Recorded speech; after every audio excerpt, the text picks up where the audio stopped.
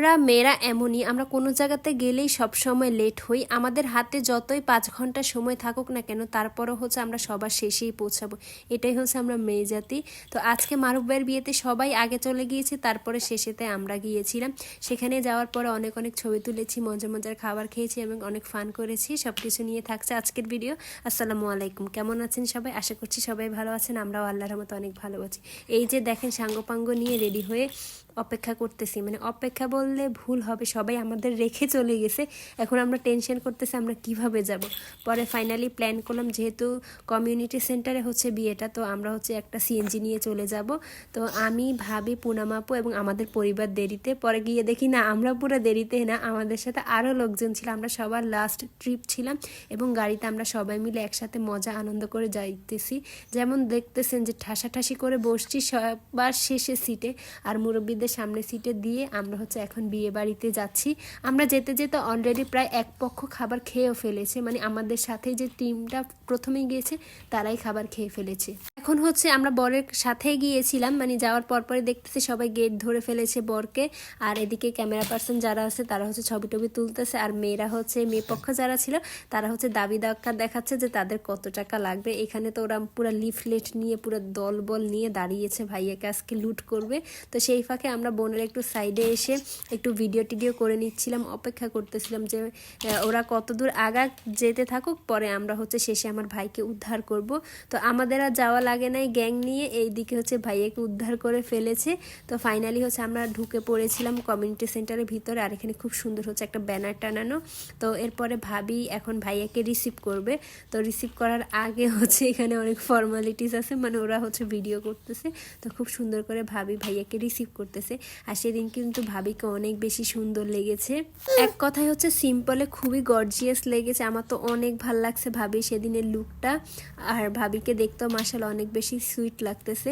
তো এদিকে আমরা এসে খাওয়া দাওয়া খেয়ে নিচ্ছিলাম, যেহেতু আমরা শেষের ট্রিপে এসেছি, তো আমরা সবার শেষেই খেতে বসেছি।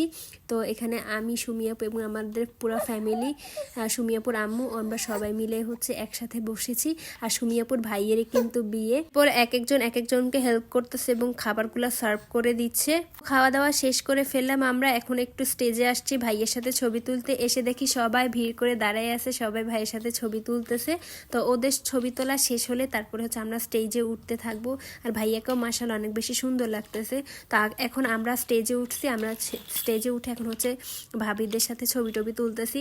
আমরা সবাই কিন্তু খাওয়া দাওয়া কমপ্লিট করে ফেলেছি, কিন্তু ভাবি এবং ভাইয়া যাদের বিয়ে তারাই হচ্ছে এখনো খায়নি, তারাই হচ্ছে আমাদের সাথে ছবি তোলার পরে এরপর হচ্ছে ওরা খেতে যাবে। তো আমরা সবাই মিলে একসাথে বসে একটা ফ্যামিলি ফটো তুলে নিচ্ছিলাম। অনেকগুলো ছবি তুলছি, কিন্তু যখন ছবিগুলো রিসিভ করছি তখন দেখি মাত্র 1-2টা ছবি, আর কোনো নাই। জানি না এতগুলো ছবি তুলে কই গেলাম।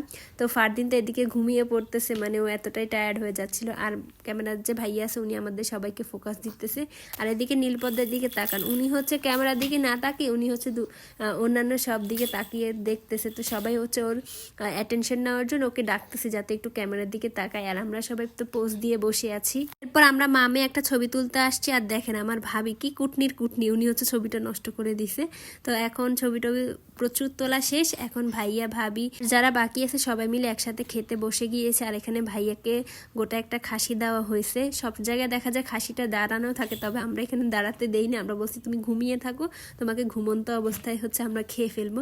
তো খুব সুন্দর করে ডেকোরেশন করে নিয়ে আসছে। এই যে ব্লু কালারের স্যুট পরা যে লোকটাকে দেখছেন, উনি হচ্ছেন আমার একমাত্র বড় দুলা ভাই, মানে হচ্ছে সুমিয়াপুর হাজবেন্ড। ভাইয়া আপনার নাম কিন্তু বলে দিছি আমি। তো সবাই খাওয়া দাওয়া করতেছে, যেহেতু স্টেজ এখন খালি আছে, এখন হচ্ছে আমাদের ছবি তোলার পালা, মানে সিঙ্গেল ফ্যামিলি যত আছে সব ছবি তুলবো। তো আমি হচ্ছে ক্যামেরা পার্সন যে ভাইয়া আছে ওনাকে রিকোয়েস্ট করছে আমার সুন্দর সুন্দর কয়েকটা ছবি তুলে দিতে। তো ভাইয়া হচ্ছে ফার্স্টে আমার সিঙ্গেল ছবিগুলো তুলে দিচ্ছে, এরপর হচ্ছে নীলপদ্মের সাথে আমি আমার বাকি ছবিগুলো তুলবো। তো এদিকে তো আমি সুন্দর করে পোস্ট দিয়ে বসে আছি। এরপর আমি আমার মেয়েকে ডাকলাম, বললাম তাড়াতাড়ি করে নীলপদ্মকে দাও। আর মাশাআল্লাহ সেদিন পদ্ম অনেক বেশি হ্যাপি ছিল। আমি ভাবছিলাম ও মনে হয় আমাকে একটু জ্বালাবে বা বিরক্ত করবে, কিন্তু না, মাশাআল্লাহ মেয়েটা আমাকে একটুও জ্বালায়নি। ও সবার সাথে অনেক হাসি খুশি ছিল এবং খুব পুরোটা সময় জুড়ে ও পুরো মোমেন্টগুলোকে এনজয় করছে। আর পদ্মকে নিয়ে শাড়ি পরছি, তো আমি একটু কষ্ট হয়ে যাচ্ছিল, মানে ওকে কোলে নিয়ে শাড়ি পরে একটু মানে ঝামেলার মধ্যে পড়তেছিলাম। তো ফামিদও আসছে পদ্মর সাথে, আর পদ্ম সেদিন খুব সুন্দর একটা ঝুঁটি করেছে, জীবনে প্রথমবারই হচ্ছে ও ঝুঁটিটা করেছে এবং সবাই ওকে এত আদর করতেছিল, বলতেছে ওর ঝুঁটিটা পুরো ক্রিসমাস ট্রি এর মতো, মানে সবাই এটা দেখে অনেক অবাক হচ্ছিল। পর দেখেন আমার ভাই এবং আমার ভাইয়ের বউ নায়ক এবং নায়িকা বসেছে ছবি তুলতে নায়কের সাথে। অন্যদিকে মেহেরিমা তার মামা মামিকে দেখতেছে ওরা কিভাবে ছবি তুলতেছে, উনি খুব সুন্দর করে তাকিয়ে আছে মামা এবং মামির দিকে।